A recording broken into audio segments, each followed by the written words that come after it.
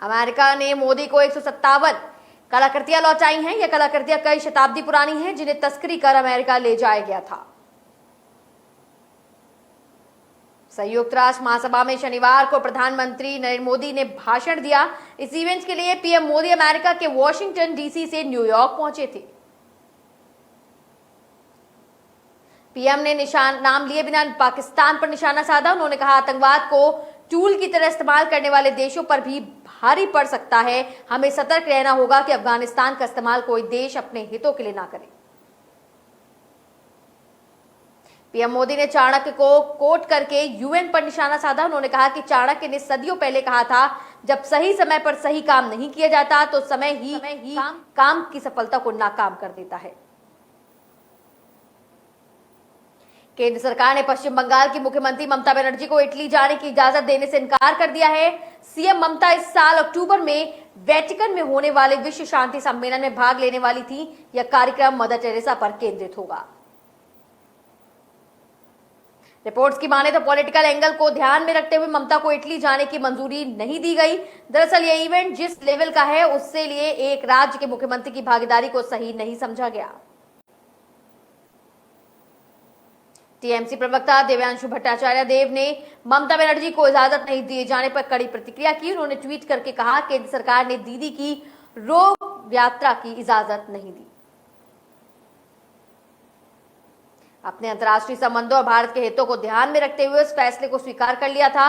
अब इटली की यात्रा को लेकर मोदी जी, ऐसा क्या हुआ? बंगाल के साथ आपकी समस्या क्या है? कम्युनिटी ऑफ सेंटर एग्जियो के प्रेसिडेंट प्रोफेसर मार्को इम्प्लोगियो ने 6 और 7 अक्टूबर को आयोजित होने वाले कार्यक्रम के लिए ममता को निमंत्रण भेजा था। कम्युनिटी ऑफ सेंट एग्लिजियो में शांति को बढ़ावा देने के लिए 1947 से हर साल प्रार्थना करता है। इस दौरान दुनिया भर की हस्तियां यहां आती हैं। यह पहला मौका है जब ममता बनर्जी को इंटरनेशनल पीस कॉन्फ्रेंस में शामिल होने का न्योता मिला था। पंजाब के बाद अब राजस्थान में कांग्रेस हाईकमान सरकार और संगठन में बदलाव की तैयारी कर रहा है। बदलावों से पहले कांग्रेस में दिल्ली से लेकर जयपुर तक सियासी हलचल तेज हो गई है। दिल्ली में इन बदलावों को लेकर खाका तैयार करने को लेकर बैठक जारी है। सचिन पायलट कल से दिल्ली दौरे पर है। शुक्रवार को पायलट ने राहुल गांधी और प्रियंका गांधी से मुलाकात भी की। सचिन पायलट आज भी कई नेताओं से मिल रहे हैं। इन मुलाकातों को राजस्थान में बदलाव से पहले की तैयारियों से जोड़कर देखा जा रहा है। 1 अक्टूबर को कांग्रेस नेता दिग्विजय सिंह के प्रस्तावित जयपुर दौरे में मंत्री विधायकों की बैठक लेने के कार्यक्रम में भी सियासी हलकों में चर्चाएं छोड़ दी है। स्वास्थ्य मंत्री रघु शर्मा की भी शुक्रवार को राहुल गांधी से मुलाकात की चर्चा है। राजस्व मंत्री हरीश चौधरी पिछले कुछ दिनों से दिल्ली में कैंप में हुए हैं। संगठन महासचिव केसी वेणुगोपाल और प्रदेश प्रभारी अजय माकन की राजस्थान को लेकर चर्चा हुई है। अफगानिस्तान में तालिबानी सजा का दौर शुरू हो चुका है। ताजा मामला पश्चिमी अफगानिस्तान के हेरात प्रांत का है। तालिबान पुलिस ने हेरात शहर के मुख्य चौराहे पर शनिवार को 4 लोगों को पहले दिन दहाड़े गोली मारी। हेरात शहर के प्रत्यक्षी वजीर अहमद सिद्दीकी ने द एसोसिएट प्रेस को बताया कि तालिबान की कथित पुलिस 4 शवों को चौराहे पर लेकर आई और एक को क्रेन के सहारे टांग दिया गया। शव घंटों हवा में झूलता रहा। कथित शव के गले में एक तख्ती पर लटकी हुई थी जिसमें पश्तो में लिखा हुआ था।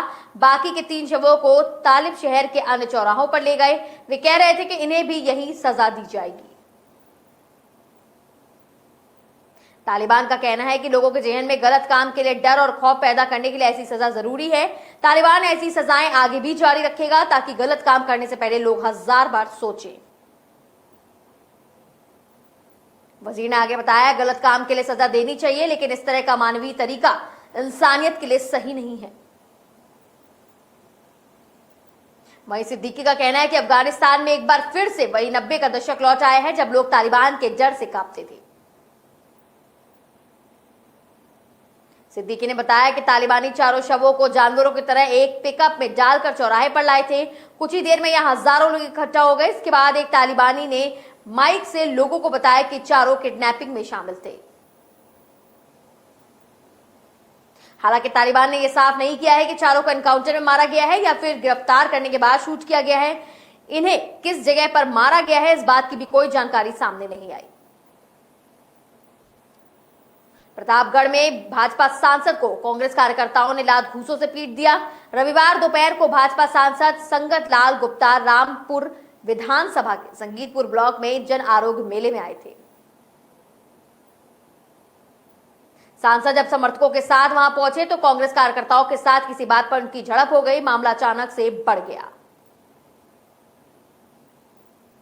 वहीं सुरक्षा गार्डों ने किसी तरह उन्हें बचाया और बाहर लेकर आए।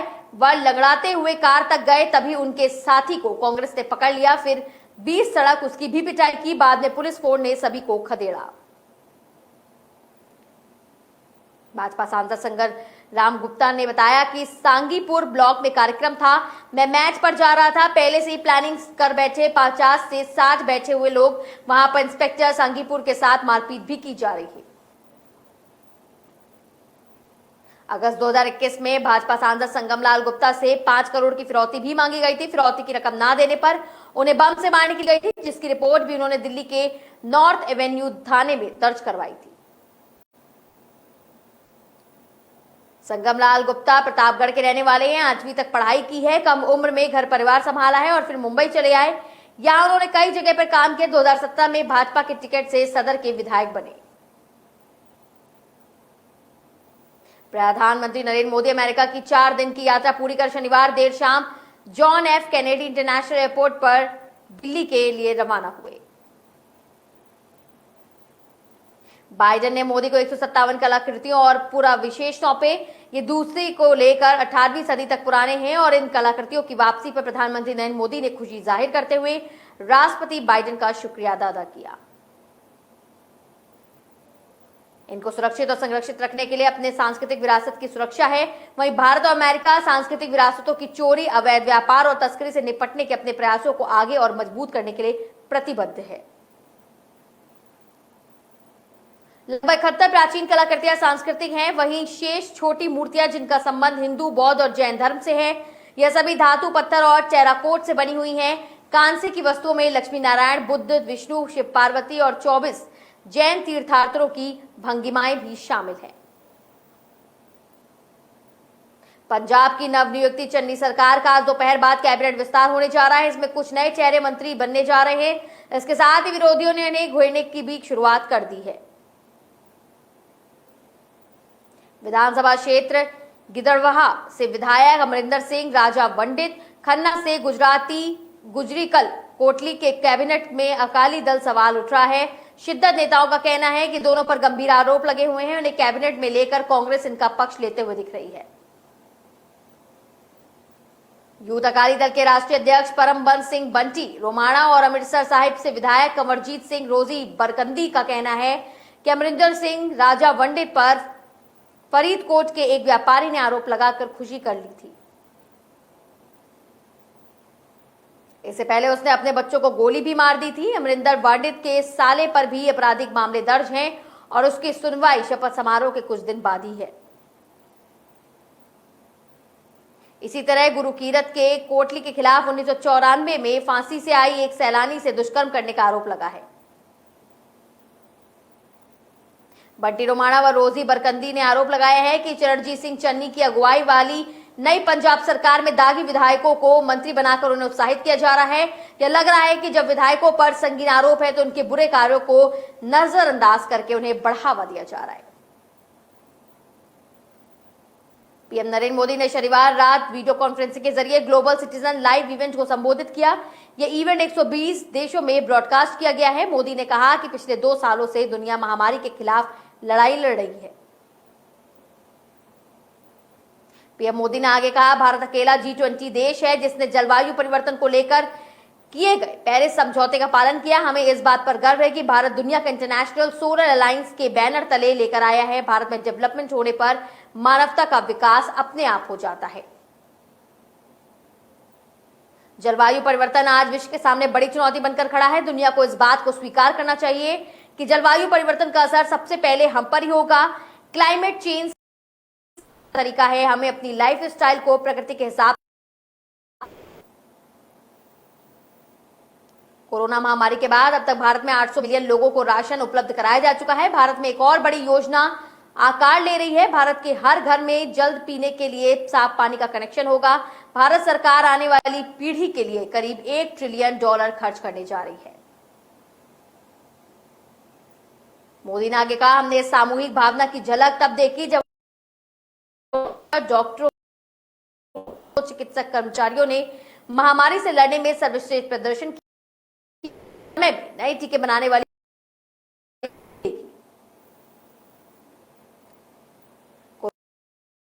हुई है। सबसे बड़ी चुनौती है गरीबी को सरकारों पर अधिक निर्भर बनाकर इसे लड़ा नहीं जा सकता। गरीबी से तब लड़ा जा सकता है जब गरीब सरकारों को विश्वसनीय भागीदार के रूप में देखना शुरू कर दे। राजस्थान में होने जा रही रीट की छात्रों के साथ शासन प्रशासन, शिक्षकों के 31,000 पदों के लिए रीट में देश भर के विद्यार्थी 2 पारी में परीक्षा देंगे। इसमें प्रथम स्तर की परीक्षा 12,96,941 परीक्षार्थी बैठेंगे।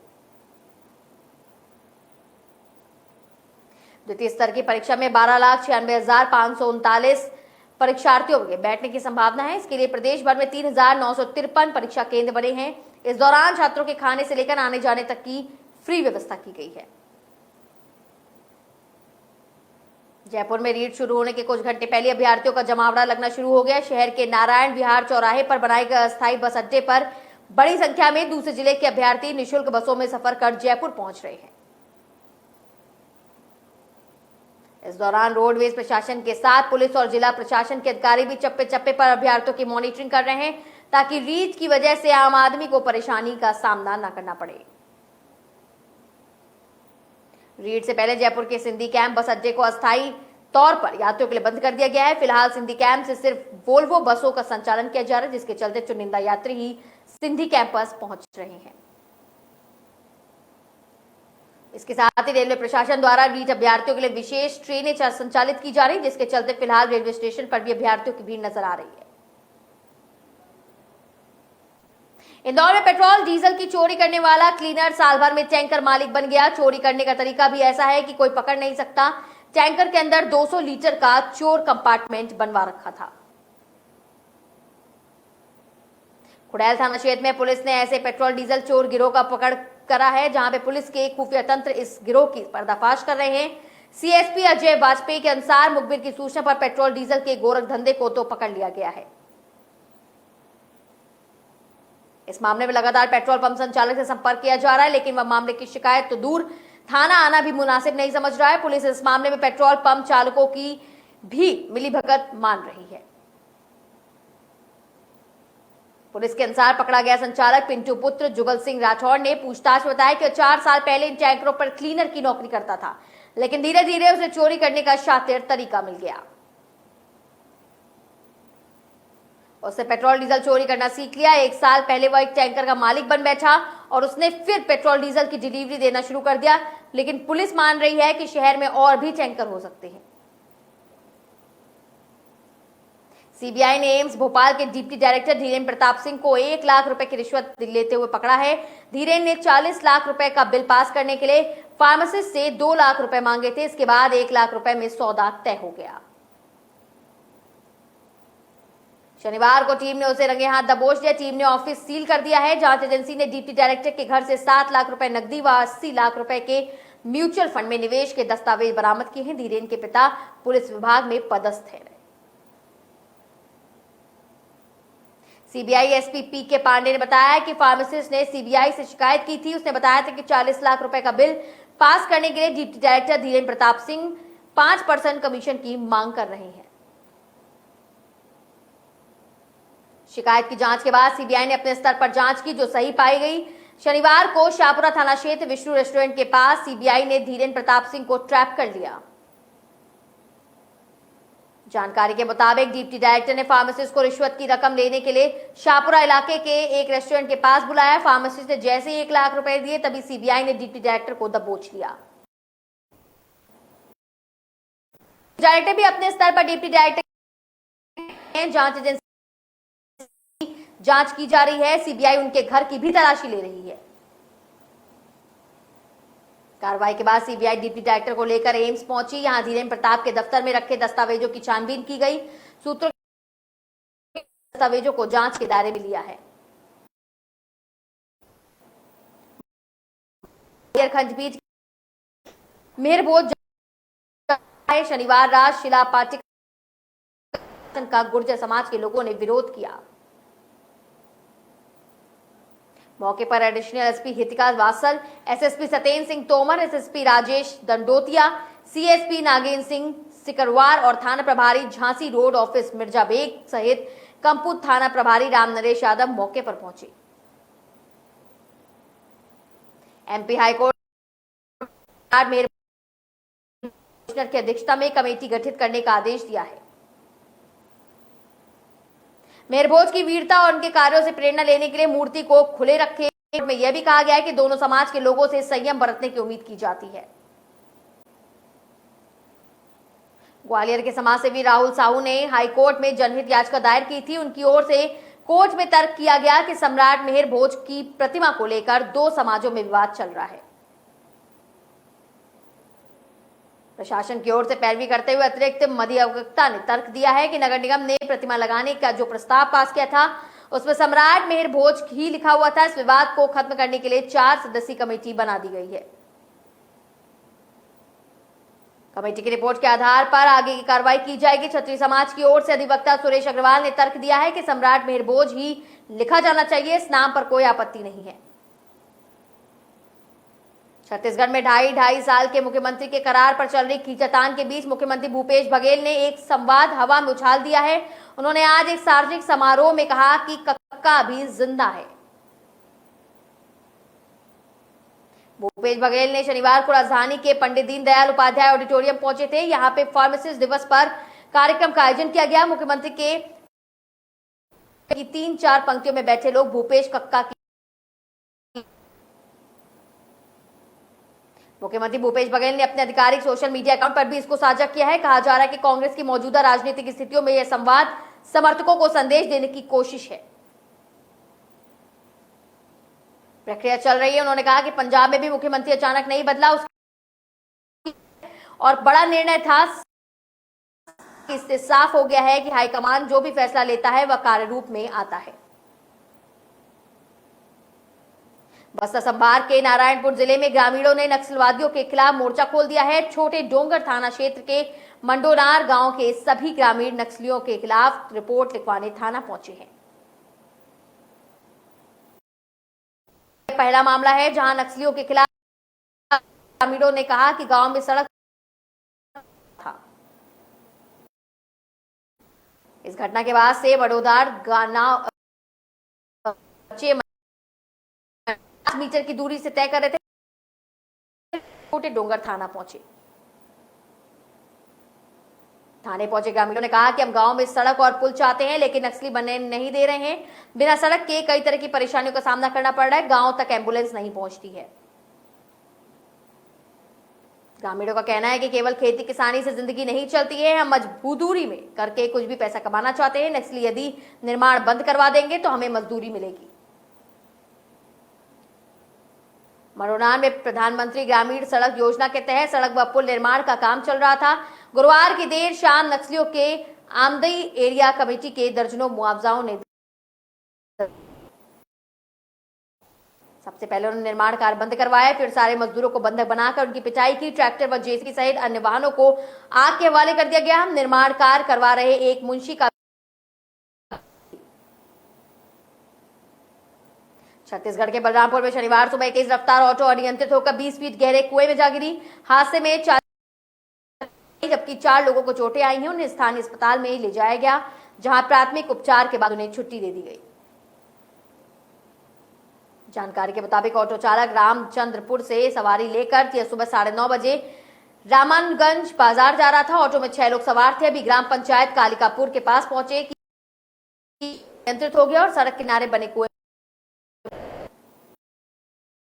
इस हादसे के बाद चीख पुकारे मच गई। स्थानीय लोग दौड़े मौके पर पहुंचे और तब तक सभी लोग इस बार पुलिस को पीएम नरेंद्र मोदी ने रेडियो कार्यक्रम मन की बात में नदियों के महत्व, स्वच्छता और वोकल फॉर लोकल पर जोर दिया है। उन्होंने कहा कि आजादी की जंग में खादी का जो गौरव था, वही गौरव आज युवा पीढ़ी की खादी को दे रहा है। आज आजादी के 75वें साल में हम संतों में यह कह सकते हैं कि आजादी की जंग में जो गौरव खादी का था, वही गौरव आज की युवा पीढ़ी खादी को दे रही है। दिल्ली के खादी शो में रूम में 1 करोड़ रुपए से कई दिन हुए। 2 अक्टूबर बापू की जयंती पर एक नया रिकॉर्ड बनाए। जहां भी खादी और हैंडलूम और हैंडीक्राफ्ट बिकता हो। दिवाली सामने है, अपनी हर खरीदारी वोकल फॉर लोकल को मजबूत करने और पुराने रिकॉर्ड तोड़ने वाली हो। छोटी बातों से बड़े परिवर्तन आते हैं। महात्मा गांधी के जीवन को देखते तो महसूस करेंगे कि छोटी बातों को लेकर उनके जीवन में कितनी अहमियत थी और छोटी छोटी बातों ने उन्हें कितने बड़े संकल्पों को कैसे साकार किया। दिल्ली के खादी शोरूम में 1 करोड़ रुपए से ज्यादा हुए। बल्कि पीढ़ी पर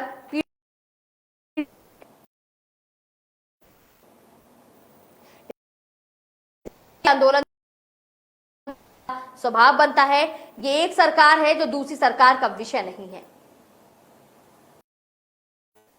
अविरत, बिना रुके थके और श्रद्धा, स्वच्छता पूज्य बाबू इस देश की बहुत बड़ी श्रद्धांजलि है। यह श्रद्धांजलि हर बार लगातार देते रहना है। उत्तर प्रदेश की सियासत से जुड़ी बड़ी खबर। आज योगी सरकार की कैबिनेट का विस्तार होगा। 6 से 7 नए मंत्री शपथ ले सकते हैं। राज्यपाल आनंदीबेन पटेल राजभवन पहुंची। दोपहर 1:30 बजे हाई लेवल बैठक बुलाई गई है।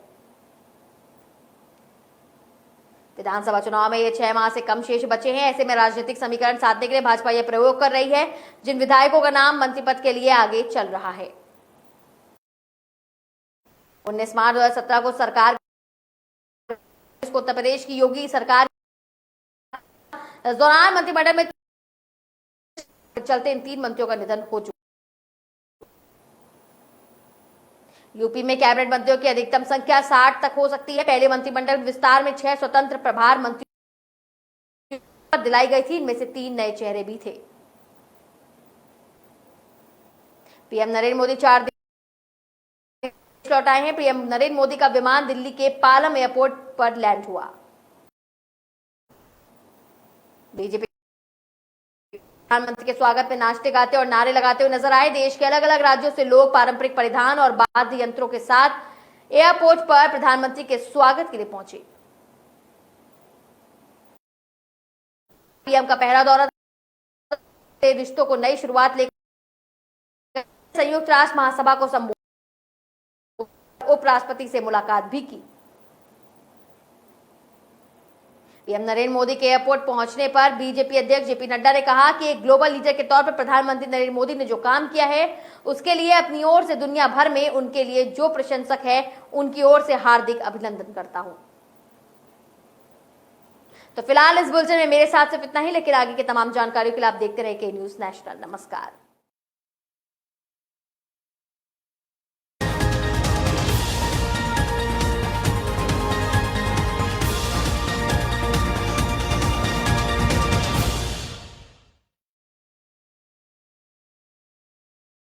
अर पन्ना काली बा